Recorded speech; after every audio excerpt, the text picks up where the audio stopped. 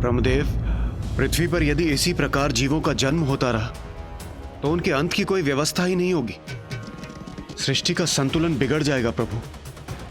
और प्रभु, यदि ऐसा हुआ तो घोर अनिष्ट होगा। कृपया करके आप ही कोई समाधान सुझाकर इस समस्या का निदान कीजिए प्रभु।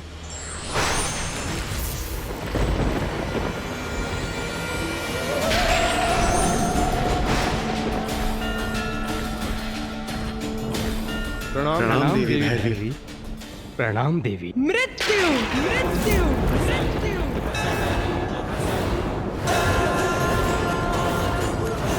मृत्यु है आपकी समस्या का समाधान। आयु समाप्ति पर होने वाली स्वाभाविक मृत्यु। किंतु अभी मेरे द्वारा जीवों की आयु और मृत्यु का विधान निहित होना शेष है, और अपने भैरवी स्वरूप में मैं वही करने आई हूं। आयु समाप्त होगी तो जीव की मृत्यु हो जाएगी, ये तो उचित है। किंतु हमें यह कैसे ज्ञात होगा कि किस जीव की क्या आयु होगी और उसका अंत कैसे होगा? जीवों के जन्म के साथ जब उनके जीवन का आरंभ होगा, तब ब्रह्मदेव उनकी आयु भी निर्धारित करेंगे। प्रत्येक युग में मनुष्यों की आयु और लंबाई भिन्न होगी।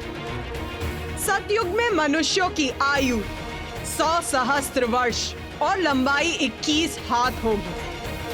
त्रेता युग में मनुष्यों की आयु 10 सहस्त्र वर्ष और लंबाई 14 हाथ होगी। द्वापर युग में मनुष्यों की आयु होगी सहस्त्र वर्ष और लंबाई 7 हाथ होगी। और कलयुग में मनुष्यों की आयु होगी 100 वर्ष और लंबाई 3.5 हाथ होगी। और जैसे जैसे कलयुग आगे बढ़ेगा, मनुष्यों की आयु कम होती जाएगी और लंबाई भी कम होती जाएगी। और कलयुग के अंत में मनुष्यों की आयु केवल 12 वर्ष रहेगी और लंबाई बहुत छोटी रह जाएगी।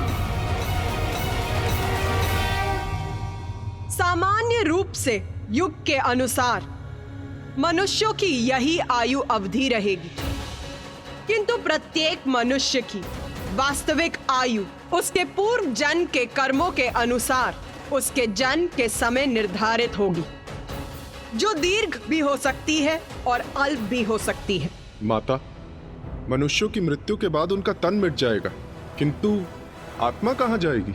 मेरे भुवनेश्वरी स्वरूप में 14 लोकों की रचना की थी मैंने।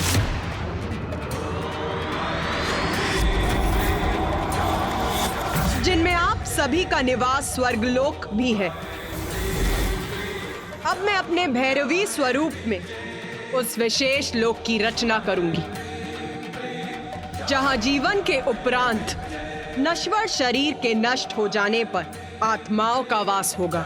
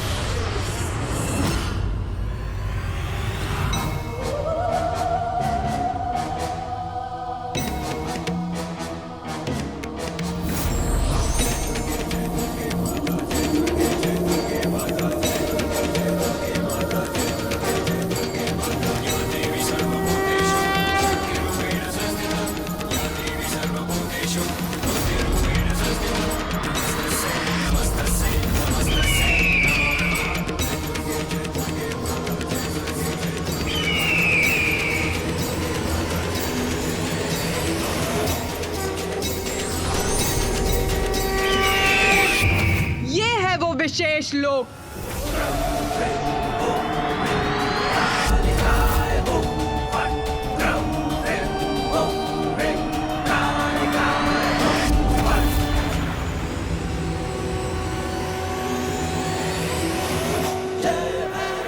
ज्ञान परायण और सदाचारी जीवों की आत्माओं को यहाँ स्वर्ग लोक के सुखों का अनुभव होगा, और जो दुराचारी और धर्म भ्रष्ट जीवों की आत्माएं होंगी, ये लोक उनके लिए नर्क के समान होगा।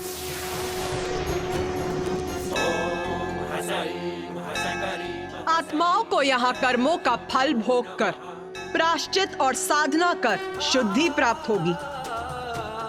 प्रत्येक मनुष्य को उसके कर्मों के अनुसार मेरे देवी भुवनेश्वरी द्वारा रचित भिन्न लोकों में जाना होगा।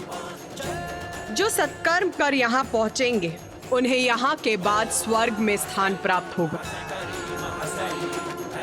और दुष्कर्मियों की आत्माओं को निम्न लोकों में जाना होगा। किंतु जिन जीवों के लिए भक्ति ही सर्वोपरि रही, मेरी या किसी अन्य ईश्वर की, उन्हें मोक्ष की प्राप्ति होगी, और वो विष्णु लोक, ब्रह्मलोक अथवा कैलाश अर्थात दिव्य लोकों में स्थित होंगे। अद्भुत माता, जीवन और मृत्यु के चक्र को स्थापित करने हेतु प्रकृति के संतुलन को सुचारू रूप से बनाए रखने के लिए आपने अपने माता भैरवी स्वरूप में एक ऐसे लोक का निर्माण किया जहां मृत्यु के उपरांत आत्माओं का निवास हो।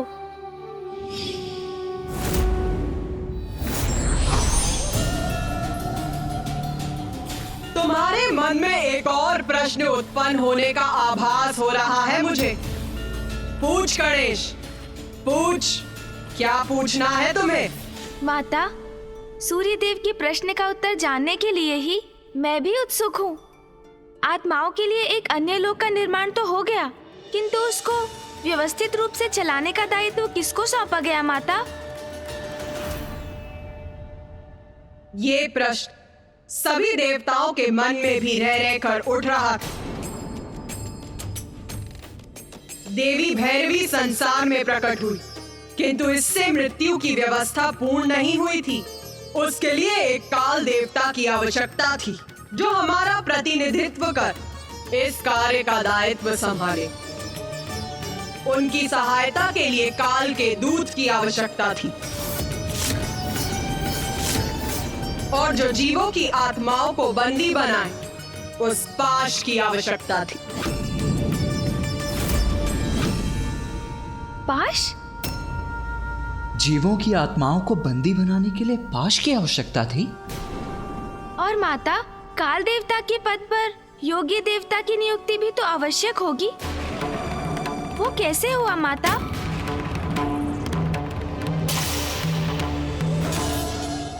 प्रश्न पूछ रहे हो तो उसका उत्तर पाने का धैर्य भी रखो। हमें क्षमा कीजिए माता। सर्वप्रथम ये प्रश्न सूर्यदेव के मन में भी उत्पन्न हुआ था, किंतु उन्हें कहा गया था कि इस प्रश्न का उत्तर उनसे ही जुड़ा हुआ था। उत्तर सूर्यदेव से जुड़ा था, अर्थात माता?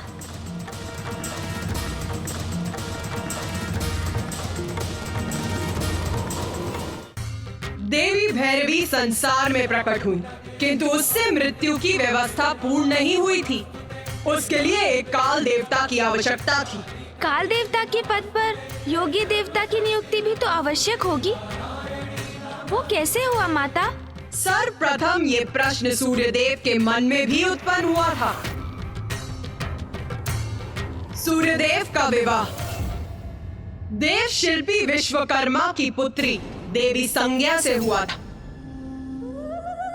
जब मैंने आदित्य सूर्य का सृजन किया था, तब उनके तेज का उत्पन्न होना आरंभ ही हुआ था। तब उनकी एक पुत्री यमी और एक पुत्र यम, 2 संतानें हुई थी। कुछ समय के लिए तो सब कुछ कुशल था, किंतु समय के साथ सूर्य का तेज बढ़ता गया।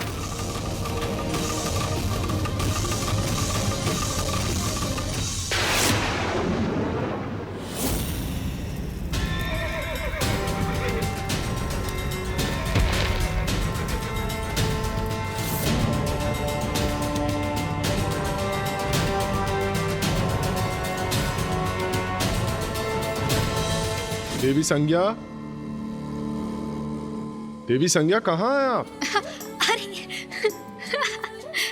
आइए देवी संज्ञा। संज्ञा, अब तो पकड़ी जाओगी।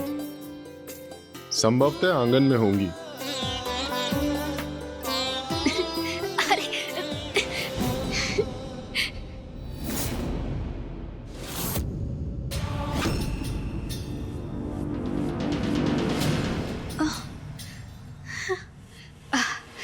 इतना प्रचंड तेज, इतना तीव्र प्रकाश।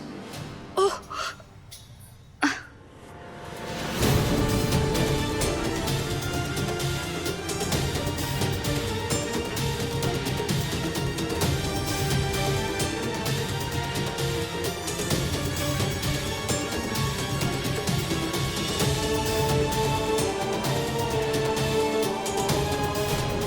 सूर्यदेव का तेज असहनीय हो रहा है हमारे लिए।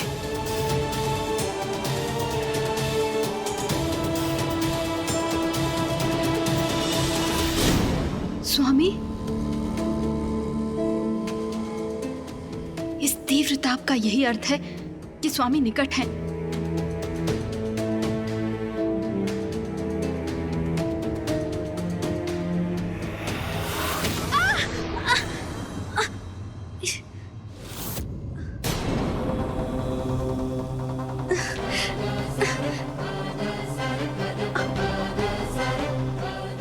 स्वामी, मैं वो।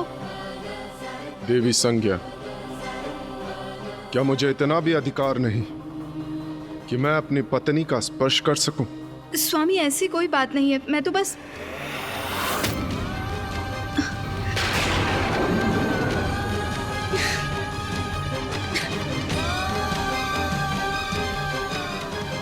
देवी संज्ञा,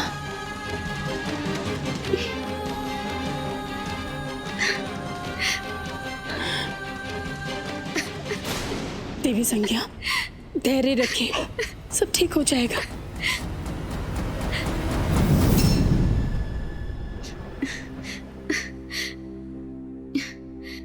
स्वामी, मुझे समझने का प्रयास कीजिए। आपके प्रचंड तेज को सहने में मुझे बहुत कठिनाई होती है।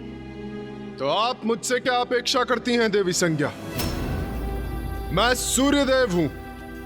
अपने तेज और अपनी ऊर्जा से संसार को जीवन प्रदान करता हूं, किंतु मेरी पत्नी मेरे उसी तेज और मेरे उसी ऊर्जा के कारण मेरे निकट आने में असमर्थ है।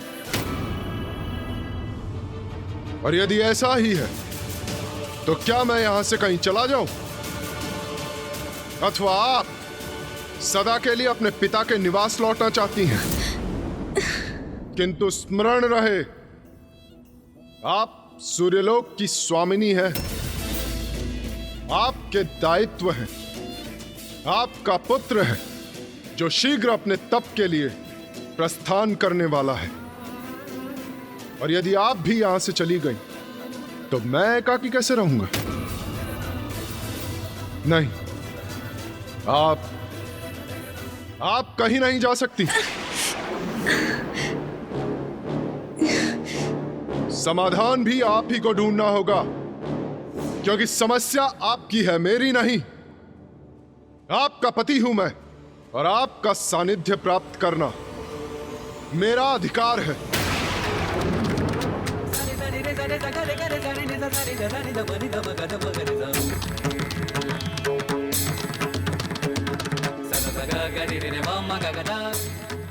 माँ,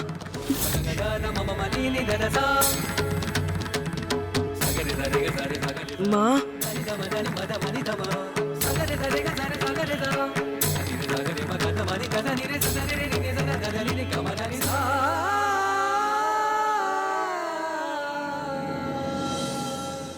माँ, मैं आपको इस प्रकार दुखी होते हुए नहीं देख सकता, और आपको इस अवस्था में देख के तो मैं तपस्या के लिए कदापि नहीं जा सकता। माँ, पुत्र, तपस्या के लिए तुम्हारा जाना अत्यंत महत्वपूर्ण है। तुम धर्मपरायण हो और तप तुम्हारा धर्म है, इसलिए तुम्हारा तप के लिए जाना उचित है। तुम मेरी चिंता त्याग दो और तुम तपस्या के लिए अवश्य जाओ। मैं यहाँ कुशल रहूंगी। उचित है माँ। प्रणाम। माँ, मैं आपका आदेश नहीं टाल सकता, इसीलिए अवश्य जाऊंगा मैं, किंतु अपना तप संपन्न कर शीघ्र ही लौटूंगा।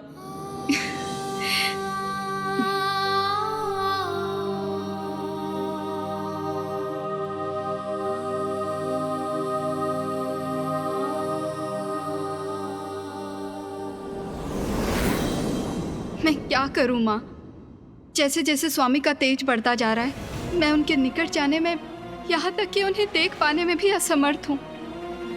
किंतु मैं अर्धांगिनी हूँ उनकी, मुझ पर अधिकार है उनका।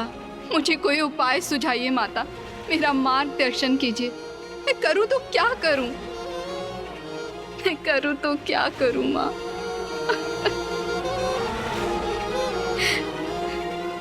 और आपको इस अवस्था में देख के तो मैं तपस्या के लिए कदापि नहीं जा सकता माँ। तुम धर्म परायण हो और तब तुम्हारा धर्म है। तपस्या, घोर तप करूंगी मैं, और मेरा तप मुझे मेरे स्वामी के तेज को सहने की शक्ति देगा। हाँ माँ, मैं तप करूंगी। किंतु स्मरण रहे, आपका पुत्र है जो शीघ्र अपने तप के लिए प्रस्थान करने वाला है, और यदि आप भी यहां से चली गई तो मैं एकाकी कैसे रहूंगा? किंतु मैं अपने तप के लिए यहाँ से कैसे जाऊं? स्वामी मुझे कभी कहीं जाने की अनुमति नहीं देंगे, और उनके निकट रहते हुए मैं अपना तप भी नहीं कर पाऊंगी। क्या करूं मैं करूं तो क्या करूं?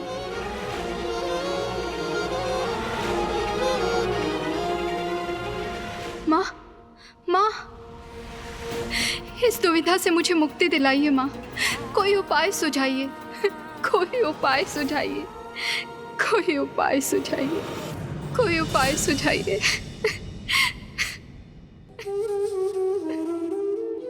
कोई उपाय सुझाइए माँ, कोई उपाय सुझाइए।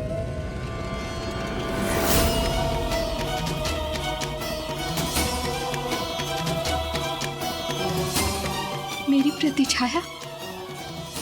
प्रतिछाया माँ। उस रात्रि देवी संज्ञा को यह आभास हुआ कि वो अपने तप के लिए तभी जा सकेंगी जब वो अपने किसी प्रतिरूप को छोड़कर जाएंगी,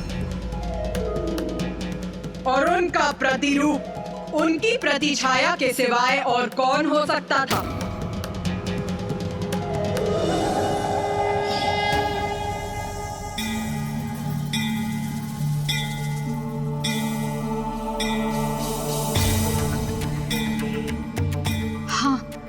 यही उचित है, माँ का भी यही संकेत है। यही करूंगी मैं, अपनी इस छाया को यहाँ स्थित करूंगी।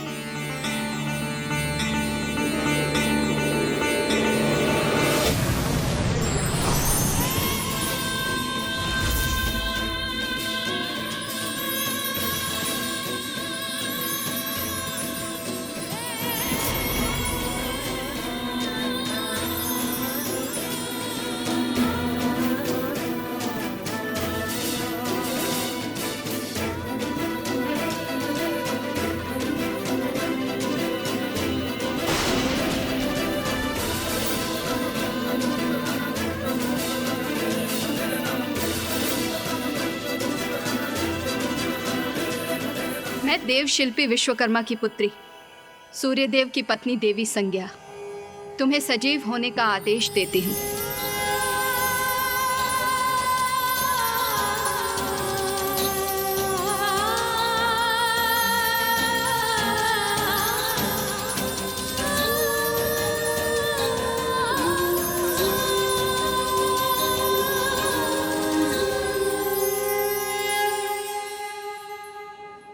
तुम छाया हो, मेरी प्रतिछाया।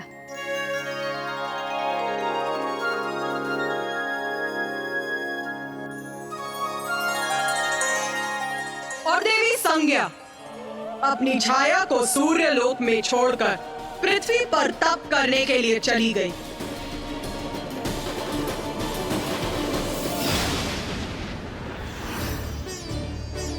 स्वामी,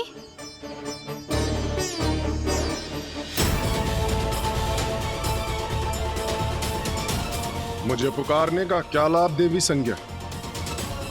क्योंकि यदि मैं मुड़कर आपकी ओर देखूंगा तो आप अपने नेत्र नीचे कर लेंगी। जो कहना है वहीं से कहिए, मैं सुन रहा हूं।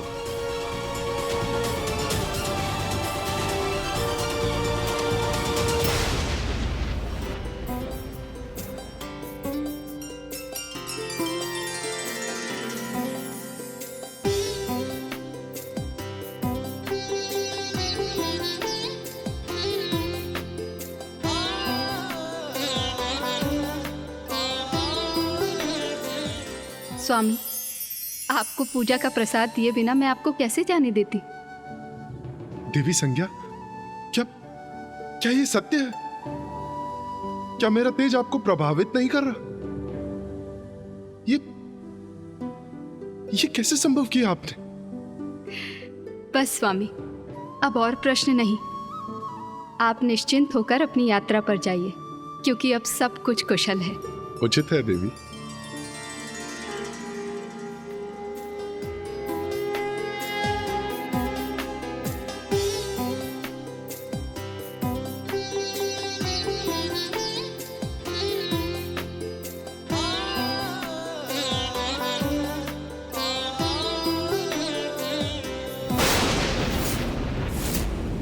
मैं देवी संज्ञा नहीं, छाया हूं सूर्यदेव। मैं आपकी पत्नी नहीं, मात्र उनकी प्रति छाया हूं।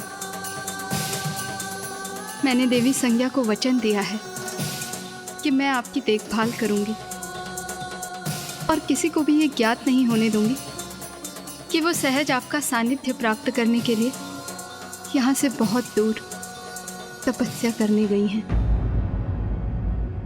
सूर्यदेव, जब माता संज्ञा तपस्या करने सूर्यलोक से चली गईं, तो क्या आपको कभी उनकी अनुपस्थिति का आभास नहीं हुआ? क्या ऐसा कभी प्रतीत नहीं हुआ कि छाया माँ संज्ञा माँ तो है ही नहीं? प्रथम पूज्य गणेश जी, देवी छाया देवी संज्ञा की प्रतिरूप थी।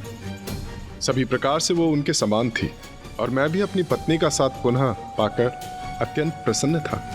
और जब भी मैंने उनके भीतर आए हुए परिवर्तन का रहस्य जानने का प्रयास किया तो सदा उन्होंने उस प्रश्न को टाल दिया। तब तनिक शंका अवश्य होती थी मुझे। तो क्या आप कभी सत्य ज्ञात कर सके सूर्यदेव? हाँ गणेश जी। ये सत्य कैसे जाना आपने सूर्यदेव, बताइए ना। गणेश, तुम पुनः वो प्रश्न पूछ रहे हो जिसका उत्तर देने का समय अभी नहीं आया है। क्षमा कीजिए माता, मैं तो बस उत्सुकतावश पूछ रहा था। धैर्य गणेश, धैर्य। तुम्हारी उत्सुकता अवश्य शांत होगी। तो सुनो, सूर्यदेव के पूर्व किसी अन्य को यह ज्ञात हो गया था कि देवी छाया उनकी पत्नी देवी संज्ञा नहीं है। अब तुम्हारे मन में उत्पन्न होने वाले प्रश्न का उत्तर देने के लिए मैं एक प्रश्न पूछती हूँ तुमसे। उचित है माता। उस समय का विचार करो गणेश, जब देवी पार्वती में परिवर्तन आने प्रारंभ हुए थे तो सर्वप्रथम उसका आभास किसे हुआ था? महादेव को, कुमार कार्तिकेय को, या तुम्हें?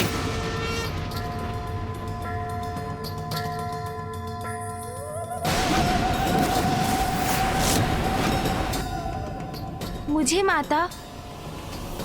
ओह, मैं आपका संकेत समझ गया माता। तो सूर्यलोक में जो घटित हो रहा था उस परिवर्तन का सत्य सूर्यदेव से भी पूर्व माँ संज्ञा के पुत्र को ज्ञात हुआ।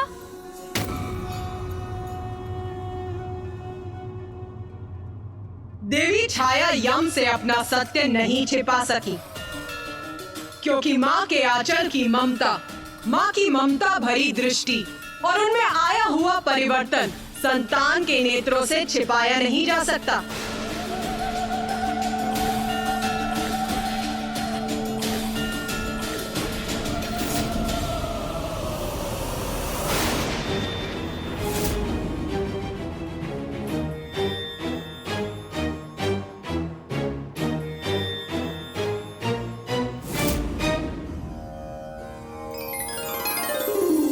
समय बीतता गया।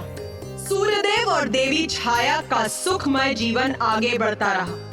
उन्हें एक पुत्र शनि की भी प्राप्ति हुई।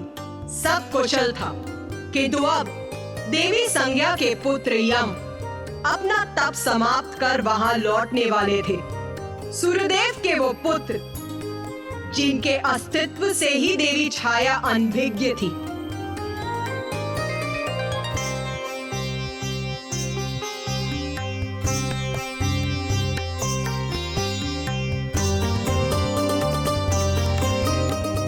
माँ कितनी आनंदित है, अर्थात यहाँ सब कुशल है। मैं माँ को चकित कर दूंगा।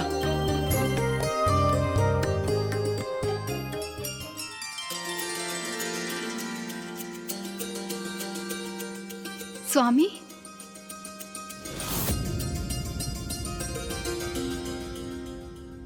यहाँ तो कोई भी नहीं है।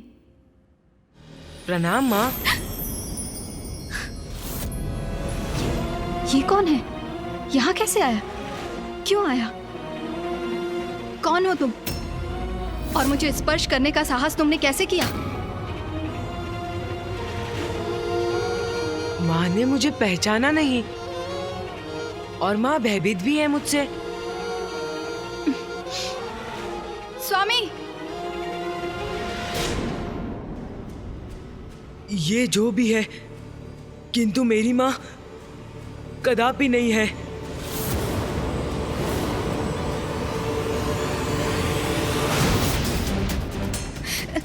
स्वामी, स्वामी, स्वामी देखिए वहाँ पे क्या कोई हुआ? है। वहाँ वो कोई है। कौन? वो वहाँ पे। ये अब समझा मैं।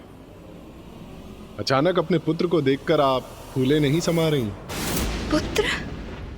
और अपनी प्रसन्नता व्यक्त करने के लिए शब्द नहीं है आपके पास, है ना? कौन है ये और यहाँ माँ के स्थान पर क्यों है?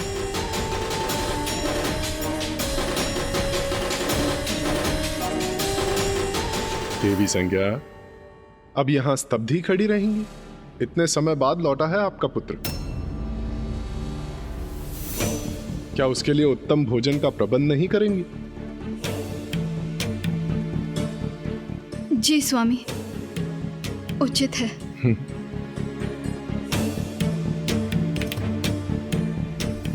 पिताश्री, ये मेरी माँ नहीं है। ये मेरी माँ नहीं है पिताश्री। ये कैसा अनुचित कथन है हमका? ये क्या दृष्टता कर रहे हो तुम? ये तुम्हारी माँ नहीं है? ये कहने का क्या अर्थ है तुम्हारा? स्वामी, सूर्यदेव, आप अपने पुत्र पे क्रोध मत कीजिए। वो सत्य कह रहा है। वो सत्य कह रहा है। वो सत्य कह रहा है। मैं उसकी माँ नहीं। मैं देवी संज्ञा नहीं। मैं छाया हूँ, आपकी पत्नी देवी संज्ञा की प्रतिछाया। आपकी पत्नी देवी संज्ञा की प्रतिछाया। आपकी पत्नी देवी संज्ञा की प्रतिछाया। देवी संज्ञा की छाया? मेरी पत्नी की छाया? मैं देव शिल्पी विश्वकर्मा की पुत्री, सूर्यदेव की पत्नी देवी संज्ञा, तुम्हें सजीव होने का आदेश देती हूँ।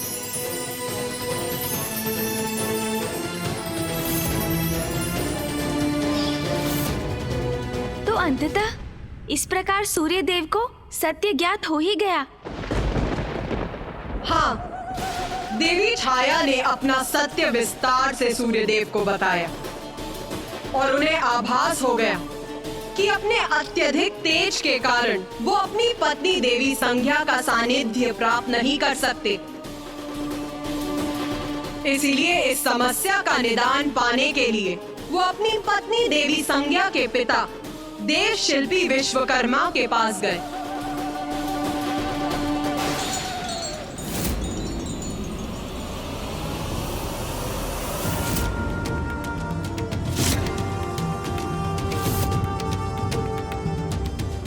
अपना तेज घटा नहीं सकता, और मेरे तेज के कारण आपकी पुत्री और मेरी पत्नी संज्ञा मेरे निकट नहीं आ सकती। इसीलिए वो छाया को मेरे पास छोड़कर मुझसे दूर चली गई है तप करने। अब आप ही इस समस्या का कोई निदान सुझाइए ससुर श्री। बताइए मुझे कि मैं क्या करूं? मैं क्या करूं?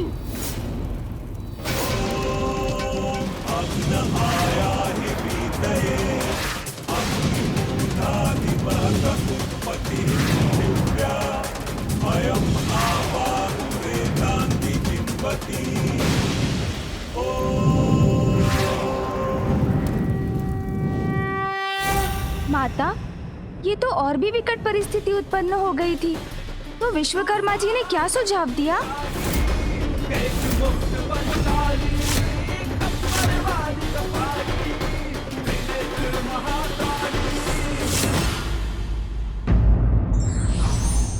सत्य तो सत्य है, उजागर हो ही जाता है, इसलिए हमें सदैव सत्य के मार्ग का ही चुनाव करना चाहिए।